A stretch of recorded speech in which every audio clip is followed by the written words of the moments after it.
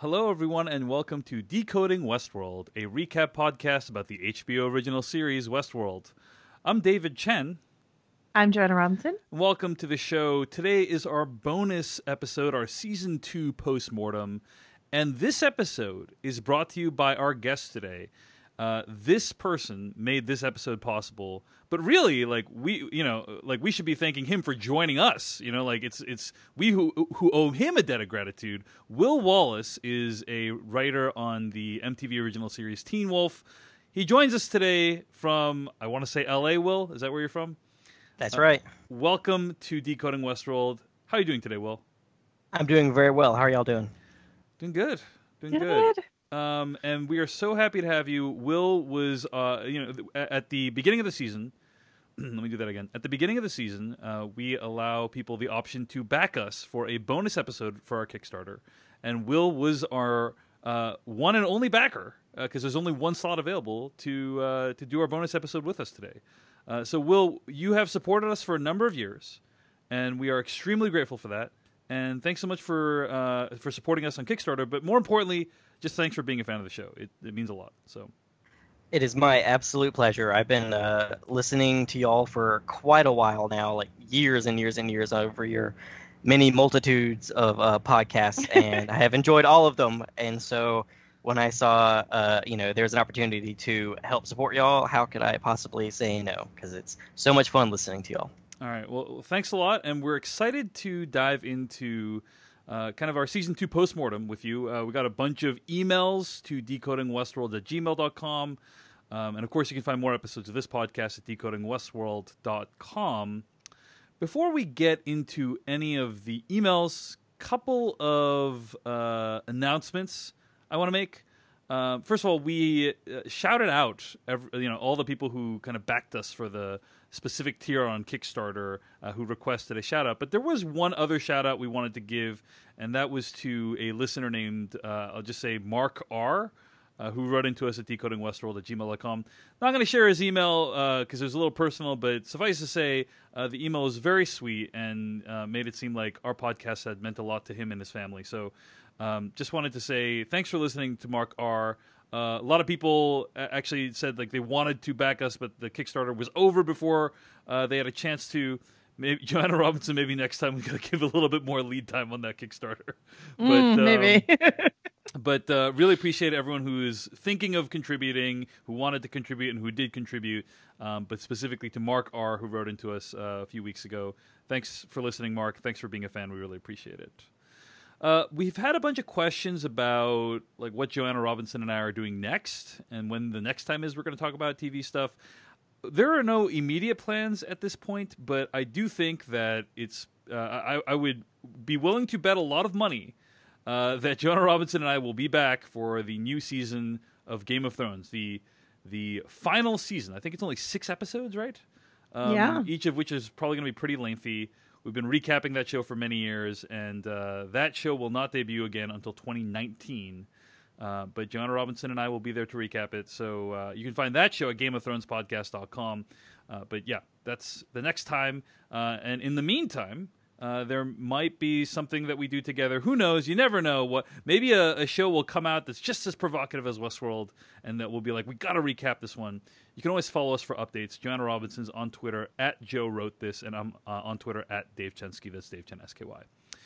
So as we marinate on like last week's episode, last week's episode of the show Westworld, but also last week's episode of the podcast, Joe and I, you and I probably have some things we thought went well during that episode. Like I was like still mind blown by your theory about like reducing budgets for season 3. I thought that was really well done. There's also a bunch of regrets, things I didn't want to like. I wish we had gotten a chance to talk about. And even though we had a 2-hour-long episode, we still didn't get to it. I have a couple things I want to talk about. But Will, was there anything from last week's episode of the podcast or the show that you kind of wanted to dive into, or you're like, oh man, I wish we had a chance to talk about that? Actually, 2 things. When Joanna started talking about budgets and all of that for the 3rd season, I'm in complete agreement. Just because having worked in television, I understand how sometimes the budget and behind the scenes things can dictate where your story goes. And so as I was watching the episode and a lot of people started dying, I was like, this feels like it might be a budget thing. Just because I knew, it felt like maybe the ratings weren't as strong for this season as for the previous season. But also, there are so many characters on the show, and they're all fantastic. But it's like, how do you keep the story momentum moving forward with so many characters? And are you going to stay in the park, or is half of it in the park, is half of it in the real world?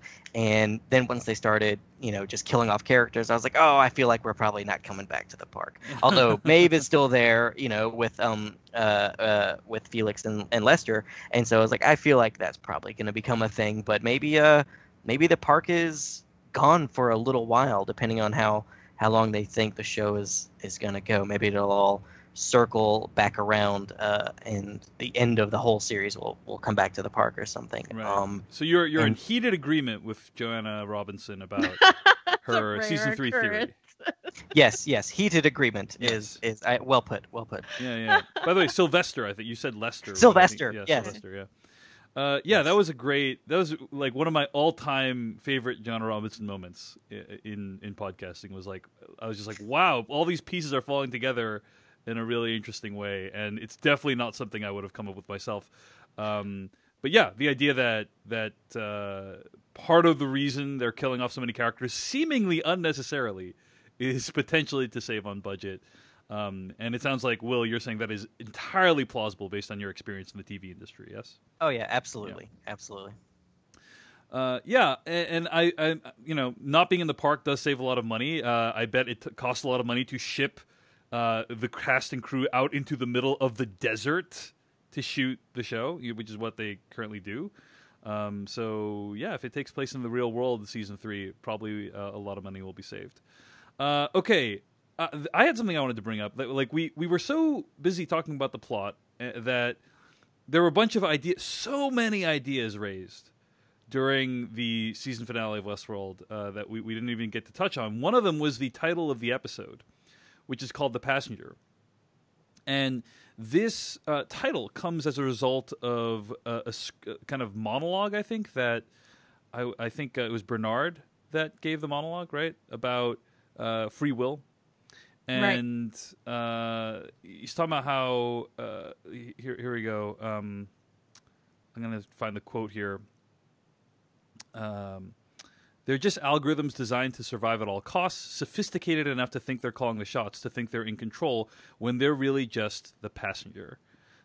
So that's the quote from the show, and I found that idea to be extremely compelling. This idea that like human beings have their own algorithm within them, and whatever combination of motivations that algorithm is, the desire to survive,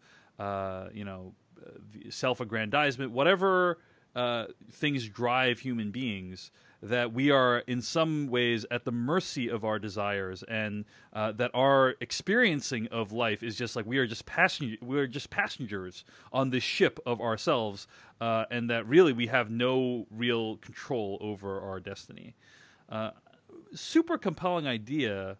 Joanna Robinson, let me ask you, like, did you think it was did you think that the final episode, it certainly introduced that idea, but do you feel like it brought it out? Do you think anything in the episode landed that?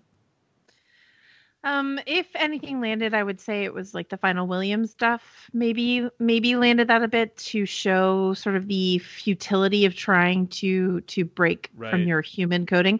Yeah. But what I really liked about it is because when I saw The Passenger as the title for the episode, I was like, we've been talking all season about, first I should say, and I said this last week as well, that like Kim Renfro from Business Insider sort of called the idea of Dolores being inside Charlotte's body. And so like, and she made a very compelling case. And so I believed her. And so I was like, okay, so in theory, this episode ends with Dolores getting off, out of the park, off the island in Charlotte's body. And so in my mind, I was like, oh yeah, Dolores is the passenger. Like she's a passenger inside of Charlotte. Like that's the titular passenger of the episode. And so when Bernard gave that speech and he's like, humans are the passenger, I was like, okay. And so I kind of think that that's an interesting way. I think that that's intentional. It's sort of like in the traditional sense, Dolores is the passenger. Charlotte's body is the host. Dolores is the passenger, you know, like all this sort of stuff like that. But then, you know, General and Lisa Joy are like, no, we're going to make complicated even further. Say all humans are passengers to, you know, whatever programming. I don't know if passenger is the word, the exact word I would pick. It works best as something that maybe has dual meaning, but I don't know if we were just trying to define the concept that Bernard is talking about. I don't know that passenger is the word I would have landed on. I actually think it's a great term to use for that concept. Like it's such a compelling idea that, you know, all the experiences you have in your life, like your body is just like a ship or a train car or whatever, and you're just kind of like on board experiencing everything, but you actually have no control over it. I just found the idea super compelling. It reminded me of a speech in Richard Linklater's film Waking Life. Did you ever see that movie? Nice. I did. And there was a speech that a character gives. I mean, the whole movie is speeches, very similar to the way Westworld is, actually. And the speech is about how your body is made up of molecules that follow the laws of science, right? And you know, it's made up of like blood cells and plasma, all this stuff, and electrical signals and so on. And none of those cells and atoms are going to violate the laws of science, right? Nothing like they're all going to adhere to laws of physics and science and biology that we're all aware of. There's nothing that you can change about that. So in many ways, like when you emerge, you know, from your mother's womb and like are set on the path of life, your cells are just following kind of a preordained set of actions. And it reminded me of that, like that concept of like what really is free will and do we truly have it? Will, any thoughts on the nature of humanity and free will? Oh boy. Wow. Well, I do like, you know, I do like all that, what was said about human beings and how they're kind of passengers on their own loop and all that. I think it all sounds really good, but and you know, like was said on the show, that, you know, humans are basically broken down into this code which is in these books, you know, and which I find very interesting, because I like that idea that you know, if you study a person long enough, you can figure out what they're going to do. Maybe not exactly what they're going to say in a particular situation, but how they'll react to the situation, either like positively or negatively. So I find all of that really interesting. And I think it's all very interesting about how like your body is made up of all these parts that obey laws. So you're not just going to fly apart at the seams or anything. But then also, you know, like how does that idea work with like free will or something, you know? So like we're all the human characters, at least in Westworld, kind of like doing exactly what their loop programming, you know, through biology said they were going to do. Like with, you know, like with Elsie at the end, you know, like was that what, you know, was that the final betrayal that Bernard was told about, you know, or, you know, so it's just, I think it's a very complicated issue, and I'm not exactly sure where I fall in the spectrum of humanity. Well, no, that's an interesting thing for you to point out, because like if it's true that we're all just passengers or whatever, and if Ford has some sort of preternatural ability to understand people's programming, right, then you know, because he used to write the narratives before Sizemore, like he is a study of human nature and stuff like that. So like if he does have this ability to understand human programming, then some of the predictions that he makes, like if we accept the thesis, you know, are less outlandish when he's like, well, I knew that they would what they would do. You know, like you were always like, Dave, you were always like, how did he know that William was going to do that? And it's like, well, you know, if he's read his file, so he knows how he's going to behave and react to certain things. If we accept the thesis that that's like, we have no choice and that's what we're going to do, then it's like a little less bizarre all the times that he says that. And I agree with you, Will. It's just sort of like, Ford kept saying, Elsie will betray you. It's in her nature. It's in her nature. It's just what she'll do. And I'm just like, no, he's lying. Elsie wouldn't do that. And then like when she crested that ridge standing next to Charlotte, I was like, she did it.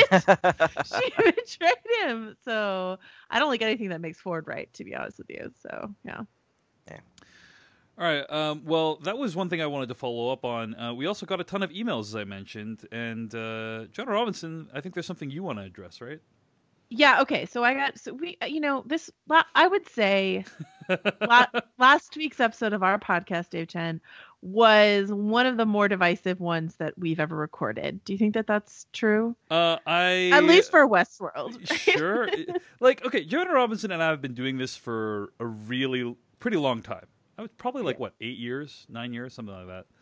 And throughout that time, we have had some real ups and downs when it comes to podcasting in general. And it's because we do these recap podcasts. Here's my thesis of this, right? Is we do these recap podcasts of these TV shows. And people listen to recap podcasts of TV shows most of the time because they're fans of the TV show, right? Most of the time they love the TV show. They want to hear someone who also loves the TV show, share in their love and talk about how much they love the TV show and why they love the TV show so much. And that's just not an experience that we provide. Like we talk about what we love, but we also talk about what we don't like. And often, if the show takes a hard left turn in a way that we don't appreciate, like tonally or in terms of plot, we will express our displeasure on the show, and then listeners express their displeasure to us. And they certainly expressed their displeasure this season about our views, more often my views than your views, but they were really not happy with some of the criticisms that we levied at the show this season. So that's the context under which the last episode of the podcast unfolded. And and I would say that it's been ups and downs and whatever, and I think Dave had his most in conflict with what the viewers think episode this last week, whereas I had mine years ago with season 5 of Game of Thrones. That's right. It got really bad. We've both gone through this. Yeah. So, at different times we will come at odds with the fandom, but it was a bad week this last week for some of our listeners, and we hear you.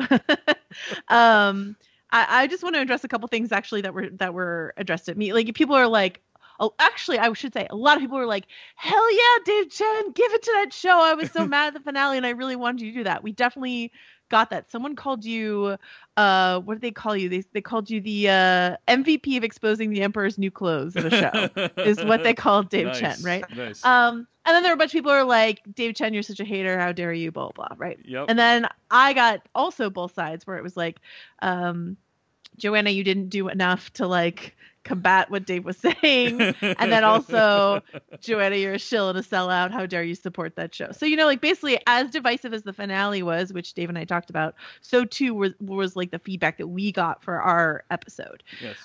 That being said, I got two sort of notes that I would like to address. One, I was frankly a little offended by, and I don't think is valid, which is one listener kind of accused me of going soft on the show in order to trade that softness for access to interviews for my day job at Vanity Fair. That is a pretty serious accusation actually to levy at any kind of journalist or critic. And if you know anything about me, you'll know that I am honestly constantly at odds with HBO. So this currying favor with HBO is not something I like them. I respect them.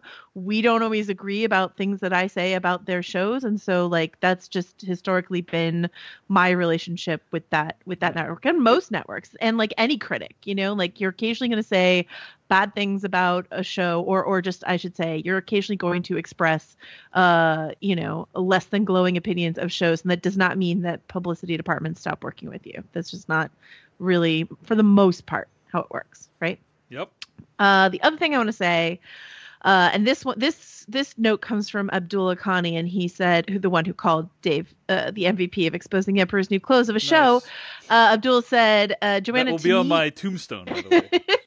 He said, Joanna, to me, you appear to have been more harsh in your criticism of Benioff and Weiss, the co-creators or co-showrunners of Game of Thrones, than any hand-waving, etc. done by Noel and Joy. Basically saying that I'm like more critical of Game of Thrones and those creators and their missteps than I am of Westworld and those creators and their missteps. And he sort of like brought up the idea, he sort of alluded to it, but I will more concretely drill down on this idea of like, are we inclined to be nicer to creatives that we like as humans? Like for whatever problems that I have with the show they create, I will admit, completely fascinated and like enamored with Jonah Nolan and Lisa Joy. When I hear them talk about the show they want to make, which doesn't always align with the finished product that it gives in front of our eyes, I'm like, they're so smart and they're so interesting, and I like the way that they interact with their fandom, and I like all of this stuff. And I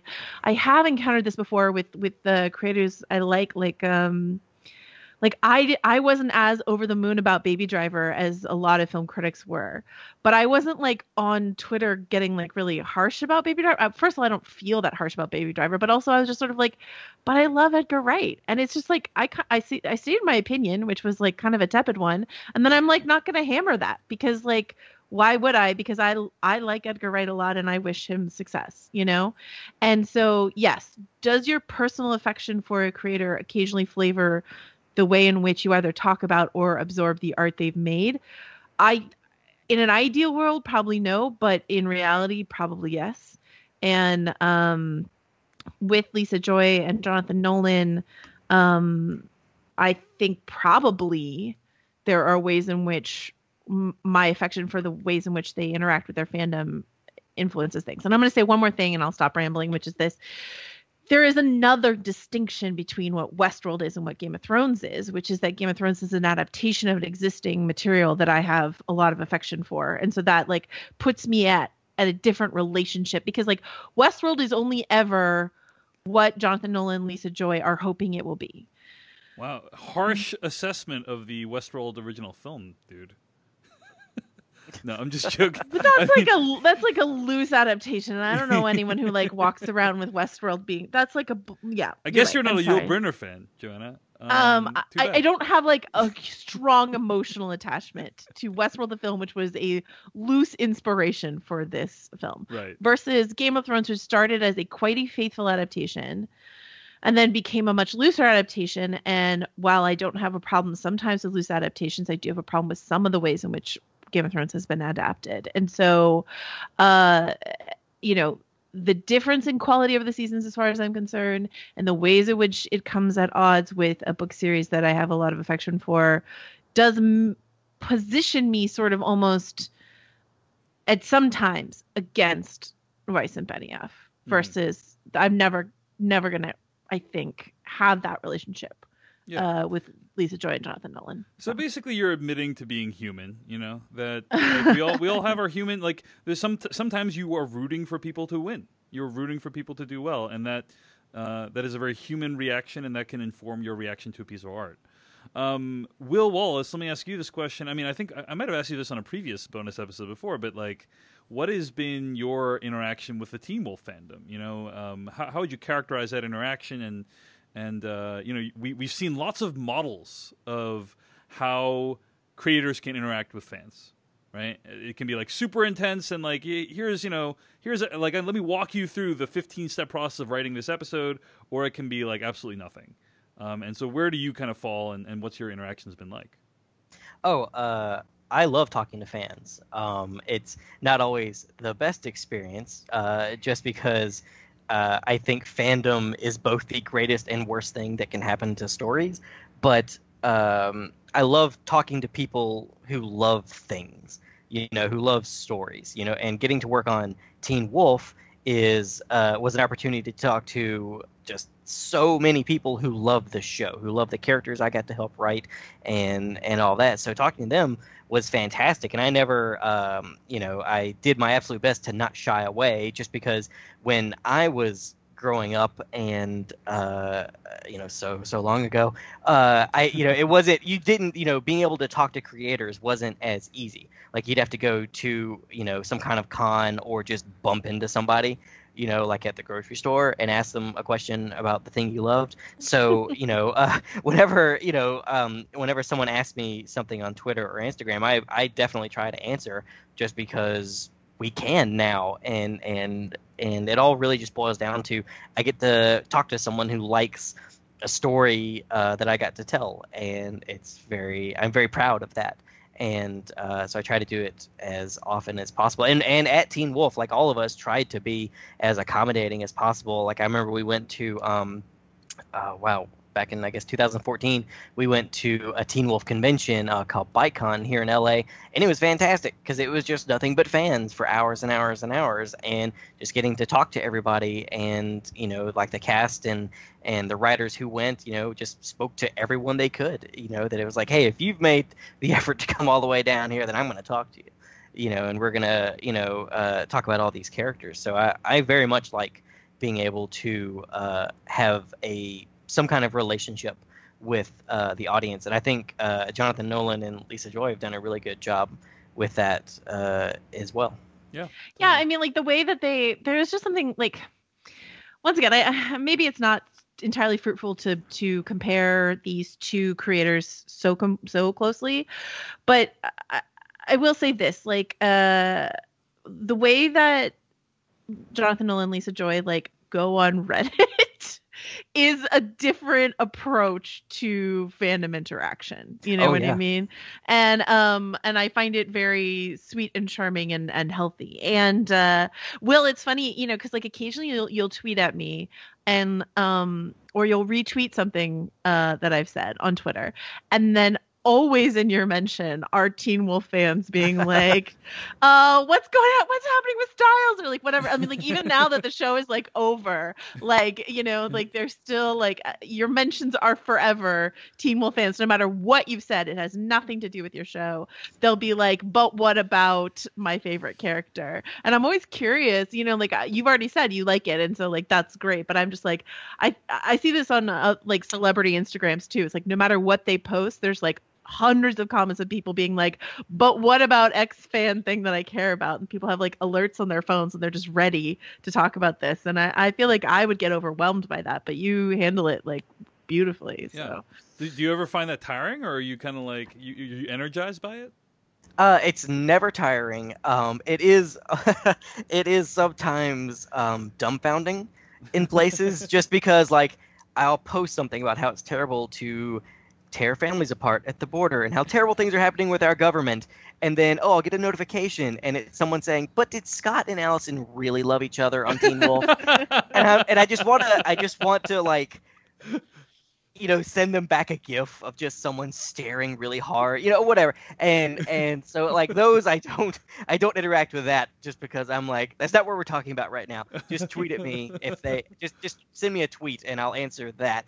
So that's always, I find, hilarious and aggravating. And it's just because there's always someone, they always, it's because, and it all comes from love. They just want to talk about the thing they love, even if the thing you're currently talking about has nothing to do with it. Yeah. It's very odd, but we're inspired by your ability to keep engaging with people. I mean, I'm exhausted just from the last week, Joanna Robinson, and we're not even doing the show. We're just doing a podcast about the show. So, Will, you're an inspiration to us all. I think, like, on a micro level, Joanna Robinson and I have had that problem on occasion in the past, where, like, if one of us ever wants to start a podcast, we'll get, like, dozens of tweets being like, well, what about Joanna Robinson doing the podcast with you, David, or vice versa. That's basically how this podcast wound up happening. Dave was going to do this podcast with someone else, and Twitter's like, yeah, but what about Joanna? Yeah, actually, that's true. That is true. That's exactly what happened with literally this true. Yeah, that's actually what happened.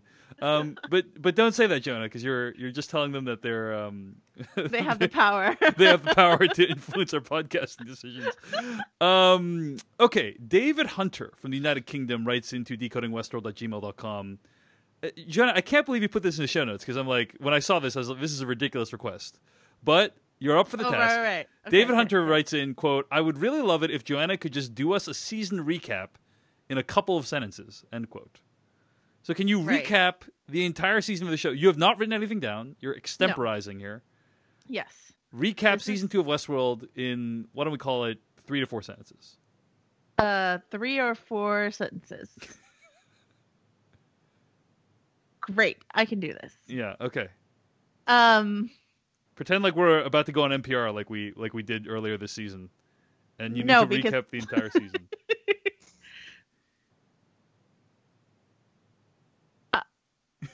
I'm gonna do 3 sentences. Okay. Here we go.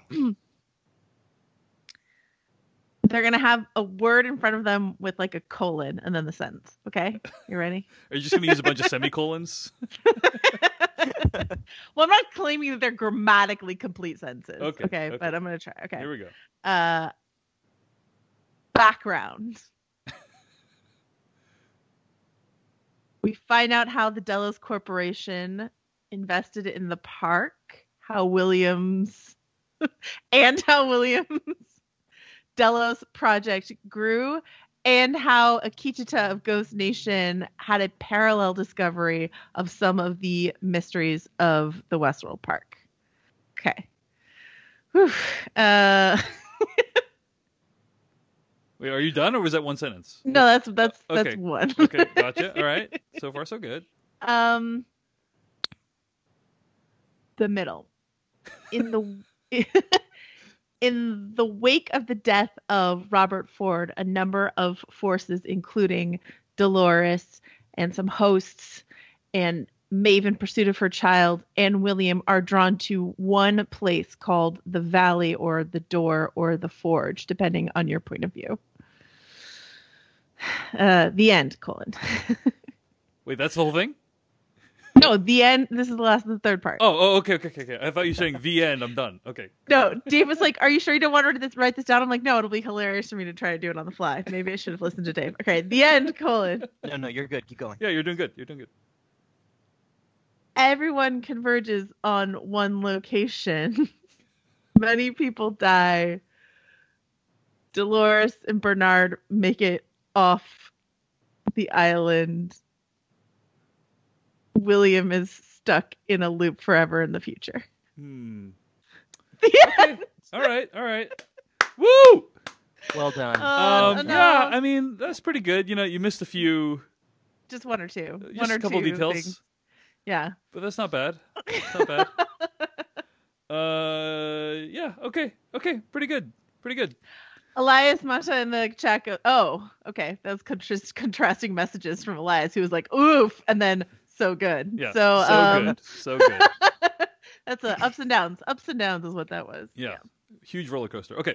Uh-huh. Sarah Wingo writes into decodingwestworld@gmail.com. Having now listened to the finale episode, I understand the reason people have been frustrated with Dave, but I just want to say that I feel a lot of sympathy for him. While I did not have the same experience Dave had with the show this season, I know exactly how it feels to desperately want to like or connect to a show, but not be able to and ultimately feel like it had betrayed me. In many ways, it is so much harder to have this experience of wanting to enjoy and not being able to than it is with a show that you didn't really care about to begin with. It's been a delight experiencing this season with both of you. Thank you so much for all your hard work. End quote. I think great email from Sarah, and yeah, Sarah captures, the challenge of watching a show like Westworld and not liking it, which is that the potential is so ridiculously high, and the highs are so amazingly high, and when it doesn't really connect in the end, it is immensely frustrating in a way that, if it was a show that I didn't care about, I wouldn't feel nearly as bad. So, Will Wallace, we haven't really spoken about your opinion about the season finale. What did you think of Westworld Season 2, Episode 10? Oh, I liked it very much. I really liked how all the stories came together. I thought all the performances were fantastic. The production of the episode itself was fantastic. And overall, I really liked it. The season as a whole, a little spotty on, but the finale I liked very much. All right. What did you like most about it? The size. I'm a big fan. If a story has these two things, I'm going to watch. And those two things are a big cast and scheming. you're probably going to get me to enjoy your story in some capacity. And Westworld has plenty of that. But I loved just how everything came to a head. I liked how all the stories came together.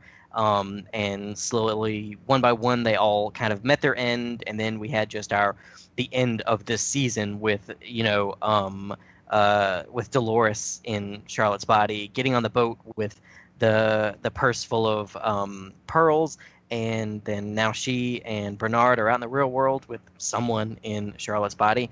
And overall, I liked how all that came together. I liked how the episode started with just a giant cast, and then slowly it whittled itself down to one basic storyline, and how basically saying that this is the most important story of the entire show, and that's what's going to take us into the next season. So that's really what I liked. One thing that I continually get more appreciation for as we continue to podcast John Robinson is how vastly different people are, and how vastly differently they experience a work of art. Obviously, I knew this was true. I've known this is true for many years, but I watched the season finale, and I'm like, there is no way your reaction to that episode can be anything other than blinding rage and frustration, right?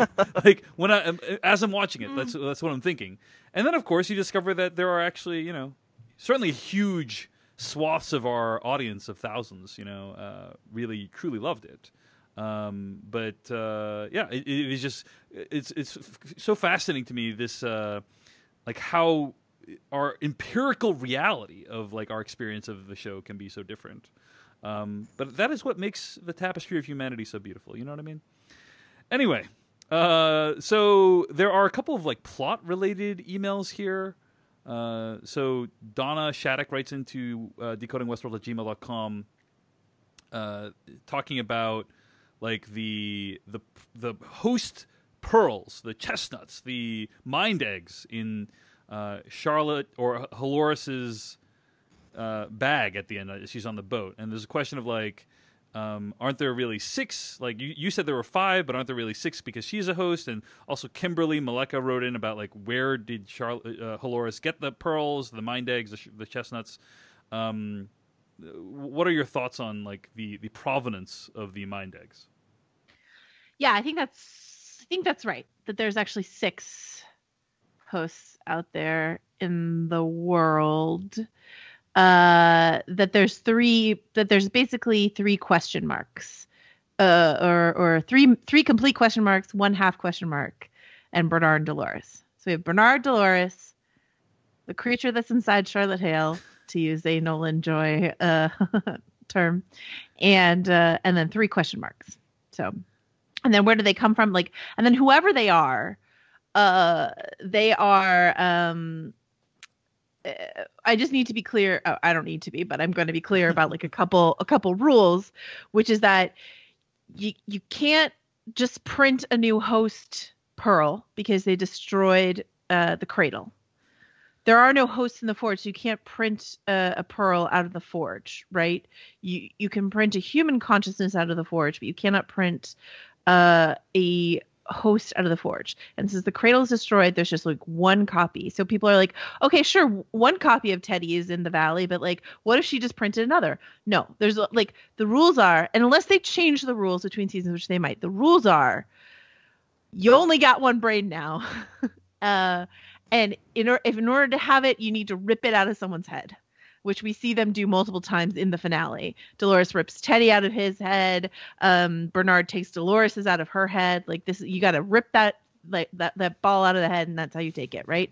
So whoever these extra 4 people, the 3 complete mysteries plus the 1 in Charlotte, whoever they are, Dolores has gone around and ripped them out of people's heads in the park. Who would she like rip pearls out of their heads? I don't know. I actually don't have any satisfactory answers for that, because like she doesn't have a close personal relationship with like Hector or Armistice or Honorio, which are like popular guesses from people because those are characters that people want to see come back. She doesn't really have a close relationship with Clementine, plus Clementine feels like really corrupted at this point, but like Clementine was one of her henchwomen this season.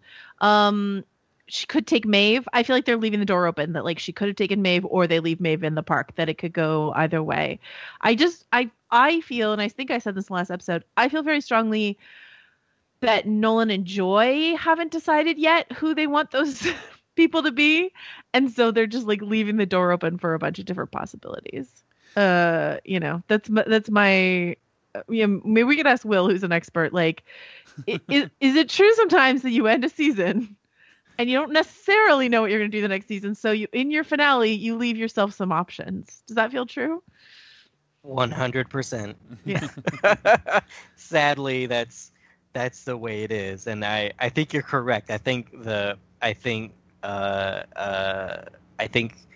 Lisa Joy and Jonathan Nolan don't know exactly who they want to be in there, and so we know two for a fact, with Dolores and Bernard, and then we have 4 others. They could be literally anyone, and I'm excited to see who it is, but I'm also at the same time not excited to see who it is, just because I feel like in instances like this, you're gonna have to stretch, I guess, like credulity with the storytelling itself, kind of like with, or at least in my opinion, with Battlestar Galactica, where it's like, oh, some of these people are Cylons, right? Secret Cylons, and then it's like, well, then when you've said this person's a Cylon, that doesn't make any sense with what came before, type of thing, and it's like, and so I'm worried about that, but I trust them a lot to hopefully not be as bad as some other shows have been in the past when it comes to,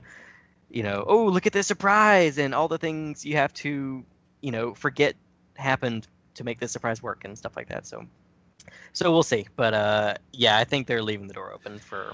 I think I want to agree with you and sort of slightly modify it and say, like, I think some of the accusations that have been levied at Westworld is that they will sort of have these major logic gaps. But what I think is true is that they're not such irresponsible storytellers that they won't have an explanation for something. You just might not be convinced by and you didn't say that. I'm just saying, like, I'm thinking of like Ryan Murphy. Yeah, I'll throw him under the bus. Why not? Ryan Murphy sometimes, like, episode to episode on, like, American Horror Story is one thing, but like Glee was even a more egregious example where there would just be like massive logic gaps between episodes, and like Glee didn't care about explaining it, and it was just sort of like, whatever, you don't interrogate it, just like keep going and it's fine, and major inconsistencies. And I think that Westworld, the storytelling that's happening in Westworld isn't so sloppy as that at all, but it's just like sometimes they will put in an explanation for something that you're like, yeah, I'm not certain that I buy that, and they're like, yes, but this is how we explain it, and you're like, okay. Or you're Dave and you're mad. Yeah, no, that's those are definitely the only options. So, do we have any theories as to why Dolores put herself into a host that looks like her versus staying in Charlotte Hale's body? It feels like one is likely to arouse much more suspicion than the other in the real world. I have a theory about that. Oh, okay. I'm not sure if this theory makes any sense at all, based on something Joanna said a few minutes ago that I hadn't thought of. But I think Charlotte Hale is in Charlotte's body. And I think that just because whatever Dolores' plan is, I'm sure Delos is part of it. Like, needing knowledge of Delos will be part of it in some way. And Charlotte Hale is already a member of the board and will have lots of knowledge on the inner workings of Delos and things like that. And I was thinking, is the best way to get her to help you is to turn her into the thing she despises, so that now your plight is her plight and she has to help you in order to stay alive. I'm not sure if that actually makes any sense at all, but that was the first thing that popped in my head when I saw the episode. I think one question I have is, a lot of people pointed out that Dolores was reading, all these books of humans, right, in the Forge or whatever the hell, whatever you want to call that place she was in. The Forge. And like one of the books was Charlotte Hale. It had Charlotte Hale on the spine of the book. And so does she absorb all of Charlotte Hale's memories when she reads the book, or is it just like Charlotte Hale, like what animates her, or what Charlotte Hale is going to do in any given scenario? Yeah, her core programming, how Yeah. she's likely to respond. I interpreted that as how this particular critter, this passenger, is likely to respond to any given scenario. This is their programming. Right. That was sort of like part of the whole speech that the AI version of Logan did, which was like, which I think one of our listeners said we should have called him Fogan, but that's a sweaty spoken joke. That's a good written joke, and it's hard to like say Fogan and make the AUX heard. But anyway, that AI Logan was talking about how, like, you know, human programming is actually quite simple, and it's just a few lines of code, and that's all you need to understand how they will, you know, we advanced AI robotic minds, all we need are these few lines of code to crack any given human. So whether or not you buy that is up to you. Will, I want to give you a little like taste of what it's like to put a crackpot theory out in the world on a podcast. Matthew Coleman in our chat room goes to your theory. He goes, "What? You crazy, Will?" and then he goes, "I love that theory." So it's a roller coaster in that sentence. Yeah, crazy, Will. Yep. I love that theory. So. I mean, I asked the question because it's like, if it's all her memories, then she wouldn't need to put Charlotte Hale into her own body and subjugate her somehow. But if that's not the case, then your theory might be true, Will. So I think that Lisa Joy said that they're hosts, not humans, in those bodies. But I think you're right, Will, that she will need Charlotte Hale's information in order to go forward. So whoever is in Charlotte Hale's body, I imagine will have to like keep impersonating Charlotte via or through some sort of corporate espionage plot. But I don't know if it's actually Charlotte. But if it is, we will remember this moment 2 years from now when season 3 happens, and we will give Will credit for it. So. Nice. Looking forward to it. A couple of other minor plot questions that people had. One thing that a couple of people brought up in response to my comments last week about Will / the Man in Black was, I had said, I wish they had, like, there had been some kind of reckoning with the Man in Black, and some people said, well, of course there's no reckoning or catharsis, is because the dude's a sociopath, so he's not going to feel anything bad like that he killed his daughter. He killed his daughter. You know, I was saying, like, I wish that the fact that he had killed his daughter, there had been some recognition of that in the show, and people were saying, well, of course it's not going to happen.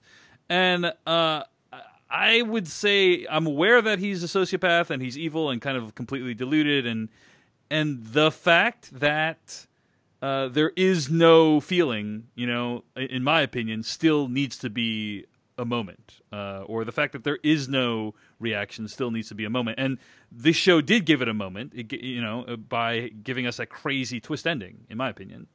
But that was what I was complaining about. So I did want to clarify yet another thing that I wasn't happy with about the episode. But a couple of final plot questions, mostly having to do with Season 2, Episode 9. Alan Buxton asks, what was the point of Ford's one last game? Did I miss the answer? Was he just screwing with William's delusional state? Did he want William to burn it to the ground? It's the biggest question I don't believe we got an answer to in Season 2. Also, Kim Chipman asks, why did Ford tell William that his side broke the agreement not to interfere with the work? So, Jonah Robinson, any answers to these questions? Yeah, I gotta say, I don't know. To either of them? I don't know that I understand. Why did Ford tell William that his side broke the agreement not to interfere in his work? One interpretation of that is like we don't know exactly when that cocktail party happened. It's the night that Juliet committed suicide, and we know that after that the Man in Black went into the park. So like that's where it is in the timeline, is when Ford says that to William at that party in the bar. But at that point, was Delos already trying to oust him? Because in Season 1, remember, there's a whole stuff with Teresa and then Charlotte about like trying to get Ford out because he was an unreliable actor, and that they wanted like full control of the park, right? Mm-hmm. That was a whole plot of season 1. And so if that's the case, if Charlotte and Teresa, etc., were already trying to push Ford out of his own park, then he was well within his rights to say, like, your side broke the agreement not to interfere with my work, and I wouldn't interfere with your project, you know? Mm-hmm. So that's a possible interpretation of that. But I don't know timeline-wise if that 1,000% lines up. And then One final game, right? One final game. Like, I have some questions about when that happened, and like, was Ford's game, because he understands William's psychology so beautifully, was his game was the final intention to push William to murder his own daughter? Is that Ford's game? Like, Ford has certainly advocated for the death of plenty of other humans, so it wouldn't be outside the realm of possibility. But that's so dark. If he put William on this path and helped foster this paranoia in William, which Ford definitely does all through the season, in cropping up in these various characters. So then at that point, William thinks every person he meets is Ford somehow. Was that the game? I don't Ford know. was clearly an unbalanced individual. He was set on liberating all the robots, even if it meant murdering dozens and dozens of humans. And so the idea that he wants to put William through one final game where maybe William interfered with him somehow, and now he wants to pay him back in the most twisted and torturous way possible. It seems completely plausible to me. But I agree that it's not super clear in the show, although maybe people will have differing interpretations. But yeah, Will, any opinion on what Ford's one final game was? I was honestly stumped by all that as well. And if the idea was if the final game was to drive William somehow insane, I think I like that idea. But if the game was to drive William so insane that he kills his daughter, that seems just evil, very, very evil. Granted, like you've said, Ford had no problem killing other people, but yeah. I feel like when he saw those people as expendable because there was this greater thing happening, like it was the birth of a new life form. And so like that, I don't understand completely, but I can kind of see his mentality behind that. But just fucking with William so much that he kills his own child, that seems like a bit too far.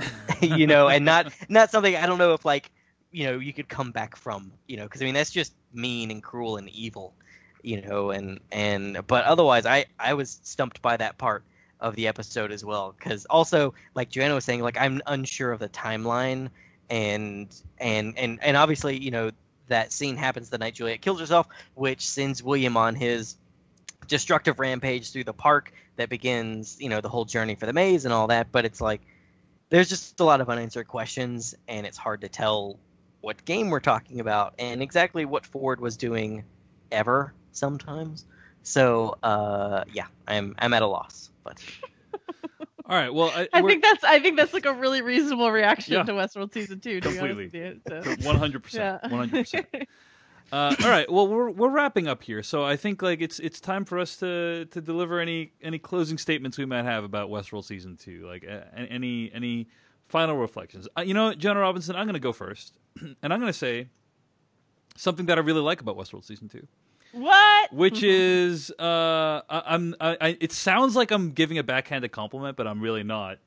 I think that this season had some of the best marketing I've seen for a season of television ever. And I think it was exceptionally well marketed. I have watched the teaser trailer for season 2, no joke, 30 or 40 times. That's how much I'm a fan of how well that season is put together. All the next time on previews, I go back and watch them, or even the previously on are really well edited together. All the marketing around the show, the behind the scenes looks at the show. There's a new featurette every single week. it just like overall is like a really immersive TV watching experience, just separate from the actual content of the show itself. And so I think they did a really great job with that. And ultimately, that's how I'm going to choose to remember the show, as like this really slickly put together and really generous with the fans. So, yeah. John Robinson, any thoughts you have to share about season 2 before we wrap it up here? Well, one consistent message that I've been getting from people, not consistent, sorry. One message that I've been getting from people, nope, I'm going to complicate that even further. I will say we've gotten some feedback from people listening to the show saying like they wouldn't watch the show without our podcast, or they wouldn't be able to understand the show without like the various bloggers who write, explainer posts, or the various podcasts that exist, that they felt like they needed supplemental material in order to understand the show. Still, and yet I've heard from people like a friend of the show, Neil Miller from Film School Reject fame, who did no homework, who just sort of let the season wash over them. And they didn't feel confused in the finale, and they didn't feel frustrated by it. So it might be, I'm not advocating anyone watch Westworld without listening to our podcast, obviously, but it might be that to a certain degree, a little less engagement in Westworld might yield a better viewing experience. That like, and Sonia Saraya wrote a similar thing in her season review of the show over on Vanity Fair, which is just sort of like this idea that if you let it wash over you, like I was talking about with David Lynch and Twin Peaks, if you let it wash over you as more of a mood piece than anything else, then maybe you have a better shot of enjoying it and not getting bogged down in the details. Something that one more friend of the show, Matt Patches, said on Fighting in the War Room, his podcast this week, was about whenever people sort of give that feedback, and sometimes they do, which is like, man, why do you have to be so critical? Why don't you just turn off your brain and enjoy it? Just turn off your brain and enjoy it. And Patches said something that I've like never thought about in terms of that statement, which is he's like, some films get me to turn off my brain because I'm just enjoying it so much. I don't have to overthink it. And it just sort of like shuts off that critical side of your brain, because you're just sort of like, yeah, you know what? I was just there for the ride and I was enjoying myself. And then some films and TV shows don't do that. And I mean, like, I don't think Westworld is ever asking you to turn off your brain, because it's like trying to provoke thought and trying to like, present a tangled mystery for you to unravel and all this sort of stuff like that. So like, there are some pieces of art where I can just go in and be like, you know what, I had fun. Yep, nope, that doesn't make sense at all. It doesn't make sense at all, but I had so much fun. And Westworld is not that show for me, but nor do I think it wants to be. So, this is this is a tweet that really sums up this season for me, Joanna Robinson, and I don't think it's mean. It's just descriptive, if that makes sense. It's by Wensler Powers, if you know him. He tweeted this on May 22nd. He's kind of writing this like a script. HBO pitch meeting. Producer. So basically, the show is about a bunch of robot cowboys that fucking fight each other. HBO executive. Wow, that sounds like a lot of fun. Producer. It won't be. That's the whole tweet that has 32,000 likes and 3,500 retweets. And I think that is both a positive and a negative. You'd think this premise would be like, oh, crazy and fun and exciting, and it is those things much of the time, but it's also extremely cerebral and extremely plot heavy, in a way that a lot of people might not be expecting just based on the premise itself. So, Will Wallace, any closing thoughts for us on either the episode of the show of Westworld or the podcast? I want to, I guess, touch on something you said, David, about the previously ons and next time ons. I'm an ardent, I don't want to say hater, but hater of previously ons and next time ons. They never don't give something away, Right. About like what is coming on this episode. Right. Right. Like what's like, oh, this character's coming back, or this is going to happen, and I just hate them very much.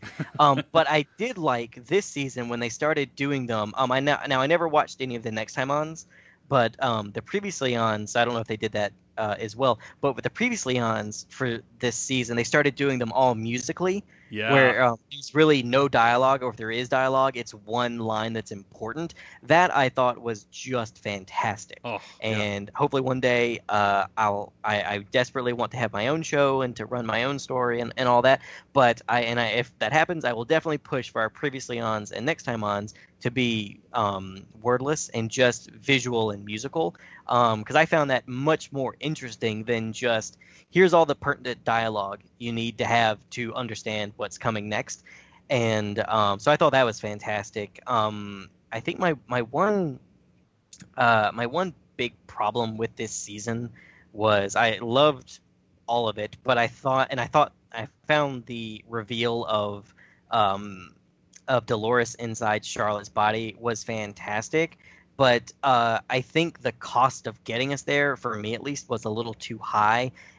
Story-wise, in that there was so much confusion about when things were happening, and it was only exacerbated by, and Joanna, you talked about this, everyone looks the exact same all season long, and for a while Charlotte had a bulletproof vest on, and I was like, oh, okay, I can kind of figure out when we are in time, but even then that went away.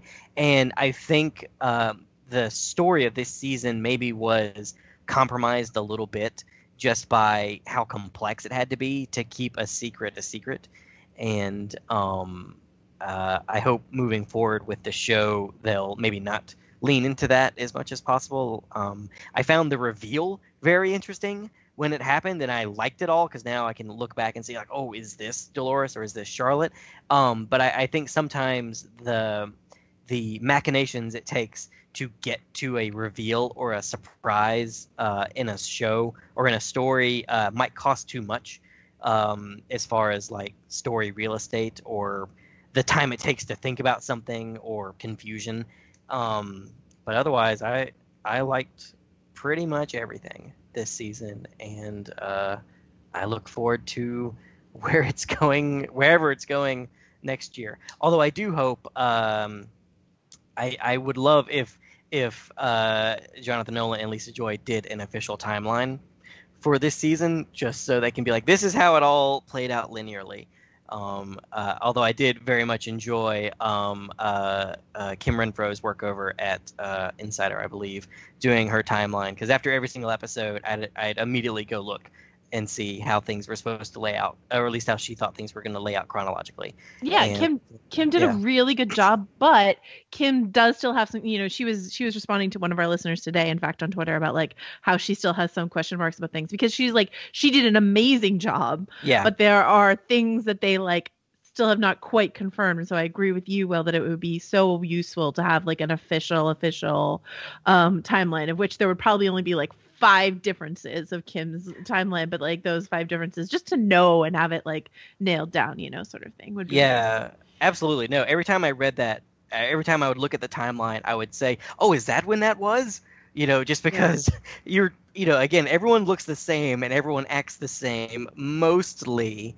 So it's hard to tell. And something, Joanna, you were saying, like how this show and Game of Thrones and how other shows now, like, there's this whole cottage industry about podcasts and articles, kind of breaking down the episodes. And it does feel like a little bit, maybe Jonathan Nolan and Lisa Joy leaned into that a little bit, where it's like, oh, well, it's okay if the episode is confusing because someone's going to talk about it. Oh, and also on our YouTube channel, we're going to have a video that explains everything. And I wasn't so much a fan of that. Like, I'm not a fan of doing homework when it comes to, I guess, like the story I'm trying to, or the story I'm enjoying or whatever, where it's like, hey, if you didn't understand it, go over here to the supplementary material. Like, I remember years and years and years ago, the guy who directed Donnie Darko, whose name is eluding me at the moment. There it is. Richard Kelly did Southland Tales, and it, in my opinion, was just god-awful. And someone asked him, like, in an interview that's like, the story was confusing and all that. He goes, oh, well, you have to go over here and read this graphic novel, and that will help, shine a light on things. And I was And I just remember feeling like I don't want to do that homework. You know, not that I don't want to enjoy more of a story, but it's like I feel like the story needs to stand for itself, and like all the stuff you're supposed to take from it should be in the season or the episode or the book itself. But I still really love this show. Yeah, to shout out the Fighting in the War Room podcast one more time on this podcast, and to follow up on something you said, Will. Katie Rich had this really good, I thought, cogent description of one of the flaws I think that happened in this season as a result of them wanting to hide the Charlotte Hale Dolores twist, which she called the Charlotte character inert this season. Yeah. And I think that's such a good description of what was happening with like a character played by such a great actress as Tessa Thompson. That Tessa Thompson was doing an incredible Evan Rachel Wood impression for some of the season, and that she was but like if you go back and watch Charlotte Hale in season 1, she's actually like, I find like her super fun and like really dynamic, and like sure the circumstances are very different. Like then she was like felt powerful and in control, and here she doesn't feel in control. But I feel like we could have gotten like, I think she turned down the noise on the Charlotte Hale scenes so that we wouldn't be so confused by or so suspicious of the Dolores inside Charlotte scenes, and that just like rendered that character really just inert. I love the word inert this season. And so and I talked about my problems with Dolores all season, and I think both of those were just sort of feeding into this big supposedly shocking reveal, which it surprised me, but like, was it worth it? Was that surprise worth it? And I would say no, and maybe other people would disagree, but yeah. All right, well, I think we got to end it there. But Will Wallace, we are so grateful for you joining us on this episode and backing us on Kickstarter. And we're so grateful to all of our listeners for putting up with our inadequacies in either defending the show or not being hard enough on the show. We really appreciate it. And we'll probably read emails for like another, week or so. So if you want to keep them coming into decodingwestworld@gmail.com, Joanna will pass on the nice ones to me. But Will Wallace, where can people find more of your work on the internet this week? You can find me on Twitter and Instagram at WillWritesGood, and you can follow my journey creating a comic book over at WillWritesGood.com. All right. Thanks so much, Will. And thanks to everyone listening right now for checking out the season of Decoding Westworld. We'll see you for the next episode of Westworld, whenever that is. Thanks for listening. See you guys later.